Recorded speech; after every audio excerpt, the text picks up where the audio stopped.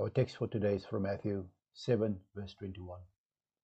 Not everyone who says to me, Lord, Lord, will enter the kingdom of heaven, but only the one who does the will of my Father who is in heaven. In Matthew 7:21, Jesus delivers a sobering truth, a reminder that not all who profess faith truly possess it. He says, not everyone who says to me, Lord, Lord, will enter the kingdom of heaven. This verse challenges us to move beyond lip service and into a life that reflects the heart and will of God. It is possible to call Jesus Lord without truly surrendering to his lordship. Words can be deceiving. They may show enthusiasm or even reverence, but without obedience, they are empty. Jesus emphasizes that entrance into the kingdom of heaven is not about outward declarations, but inward transformation that leads to obedient action. What then is the will of the Father?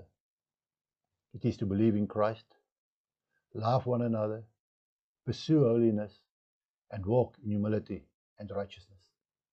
It is not perfection he demands, but a heart fully given to him, a life that seeks to align daily with his ways. Let us examine our own lives. Are we merely saying, Lord, Lord, or are we living under his lordship?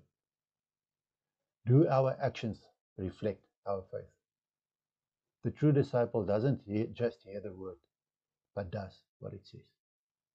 Let today be a call to authentic discipleship, a reminder that what God desires is not a performance, but obedience from the heart.